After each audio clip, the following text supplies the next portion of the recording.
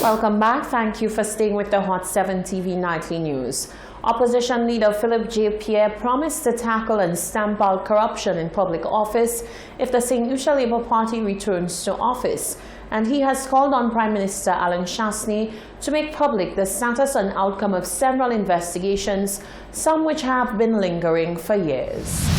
Following a recent press release issued by the United Workers' Party calling on opposition leader Philip J. Pierre to investigate a number of issues within his party, Pierre has responded by requesting that Prime Minister Alan Chastanet reveal to the public the results of several investigations which he promised the UWP would conduct. According to Pierre, these matters and their transparent investigation are of great concern to the people of St. Lucia. The Hewanora Airport scandal, where it was revealed that several of his ministers were involved in interfering with the bidding and selection process by making hundreds of phone calls between them and the selected contractor. 2. The public announcement by a former cabinet minister in the United Workers' Party government that he had been offered bribes by a sitting cabinet minister in exchange for his support for a preferred contractor in the Hewanora Airport Development Project. 3. The allegation by a former minister, Eubaldus Raymond, that members of cabinet were involved in criminal activity. He further stated that the UWP is fully aware of his restrictions to investigate issues now under the jurisdiction of Prime Minister Alan Chastanet. In January this year, the United Workers' Party, in a press release, called on me to carry out certain investigations. The United Workers' Party is well aware that I am in no position to investigate issues for which the Prime Minister has publicly declared in and out of Parliament that he is investigating. I await the outcome of these investigations. On taking office at the next election, after the next election, one of the first of the many issues the St. Lucia Labour Party will tackle is to enact legislation to stamp out corruption in public office. No longer will political office be a means to become rich at the expense of our people. Corruption is the cancer that eats away at our progress as a nation and as a people. When we allow corruption to flourish, it makes us as a people all the more poorer. The SLP leader says he will formally write to the Prime Minister to inquire on the status of his investigations into various allegations. However, he is not optimistic he will get the desired response. For Hot 7 News, I am Jacques Wooding. Thank you, Jacques. According to former Health Minister Dr. Keith Mundaysi, the incumbent Health Minister Mary Isaac is a square peg in a round hole when it comes to having the know-how to perform her duties as Health Minister. Dr. Mundaysi says Isaac is less than qualified and more so is not respected by the leader of her government. Former Health Minister Dr. Keith Mundaysi believes that the current Health Minister, Mary Isaac, is not the best person suited for the job. Speaking candidly to Hot 7 News on Thursday morning, Dr. Mundaysi said Isaac has not and is incapable of grasping the concept of the role of Health Minister, as it is simply not her forte. Furthermore, he said, she is not receiving enough respect from the leadership of her government, as she is constantly being kept in the dark about what is going on in her ministry. She has to bear the respect from the Prime Minister because she does not know what is going on within the ministry. So she has to correct that in herself. She doesn't know when they destroy $2 billion worth millions of dollars under the Ministry of Health. So she has to get herself respected. She has to make the Prime Minister and the Cabinet respect her, so her input. But as I said before, Mrs. Isaac is not into the health business. In my opinion, Mrs. Isaac should be negotiating with unions for the government and doing this kind of thing. So it's a square peg in a wrong hole. Dr. Mundaysi touched upon the growing concerns surrounding the coronavirus epidemic and the threat of the virus reaching St. Lucian shores. He said there is a need for a collective effort to tackle the issue effectively. Something like this, it needs the coordination of every different discipline, not only health. You have to stimulate all your different disciplines because this can come out from anywhere. And the program that they have, which is now being implemented, I think it's a good program, restricting certain areas of travel, quarantine people from certain areas, and incubating for the 14 days, and that the best we do. Because we know for a fact, let's tell the people of St. Lucia, we don't have the finance medically or economically if we have an outbreak that is outrageous here. And we are a small community. We are close to everybody. We sneeze, we cough, we do all kinds of things. So the prevention method is the way to go. Dr. Mondesi said the surveillance at the ports of entry must remain tight.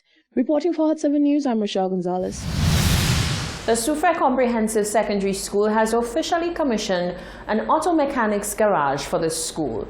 The principal of the institution, Joel Charlemagne, noted that the initiative is in keeping with the learning institution's thrust to introduce skills development into the curriculum. She went on to congratulate the various persons whose efforts were integral in the completion of the project, highlighting the input of the students themselves. I think everybody will agree that not everybody is an academic. Not all persons can pursue the sciences. And some students are very good with their hands. Some students have a passion for the skill subjects like masonry and plumbing, cake making, culinary arts. So I believe that these subjects should be given equal attention in addition to the academics. Our focus too much in St. Lucia is on the academics. Almost all the secondary schools, it's purely academics that are offered and just very few skill subjects. But we do need the skilled laborers in St. Lucia. District Education Officer Dr. Pauline Antoine highlighted the need to recognize the importance of non-academic disciplines in finding employment in the current job market. If we look at the job market today, we notice that we are lacking in skills. We need, the employers need people who are skilled. They ask for experience. And a lot of the time our students have how many CXCs and A-levels, and they cannot fit in the job market. So this is a very appropriate time. It is an appropriate moment where Soufrière Comprehensive is expressing the desire to bring in the CVQs, to bring in the skills program so that we can equip our students to fit in the job market. The president of the school's PTA, Giovanni Moses, said that upon the formation of the new PTA executive, it was decided that the commissioning of the garage would be a top priority. The school has been lagging around, and as you heard in the principal address, sometimes they had to be fighting for space to run the program with the students. So when we came on board as an executive, we saw it fitting to put this garage as one of our top priorities, and other priorities would follow in place.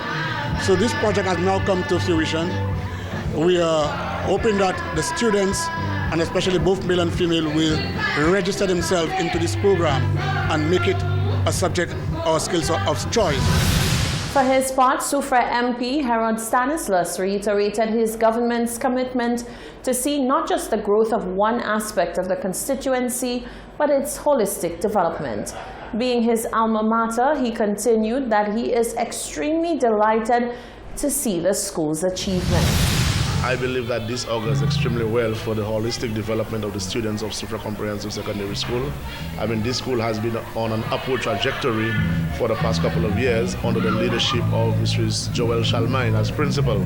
They've been doing extremely well academically when it comes to the culinary arts, sports, and now they are into the skills and trades.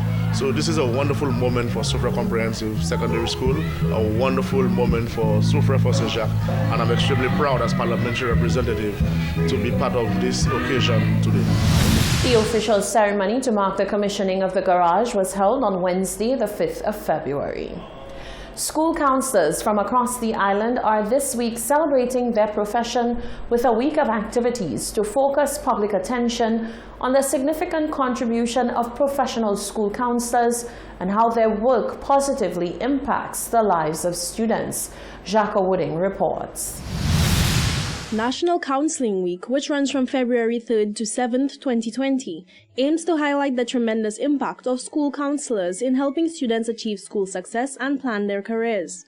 Coordinator of Guidance Counseling in the Ministry of Education, Joycelyn Eugene, said this special week honors the contribution of school counselors who implement comprehensive programs within schools as a vital part of the educational experience for all students. School counselors care deeply about their work, their students, and the schools they serve.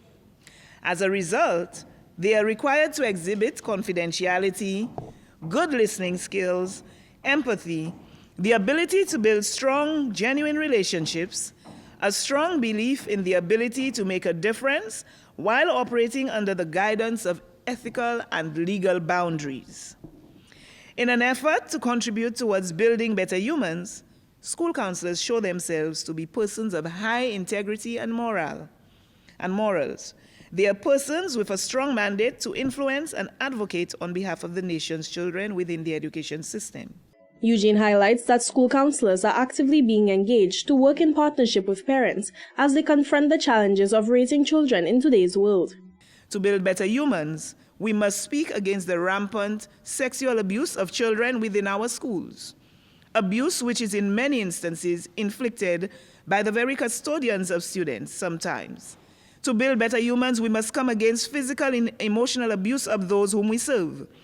There is a horrible hidden curriculum that our children are being taught through their daily interactions with people from all walks of life. They face many traumas, which they are not able to process, and therefore, we must be an advocate for them.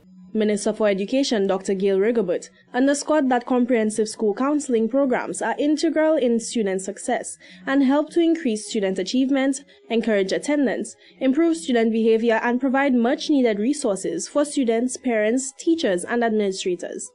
Hot 7 News, I am Jacques Wooding. This is the Hot 7 TV Nightly News. Stay with us. We'll be right back.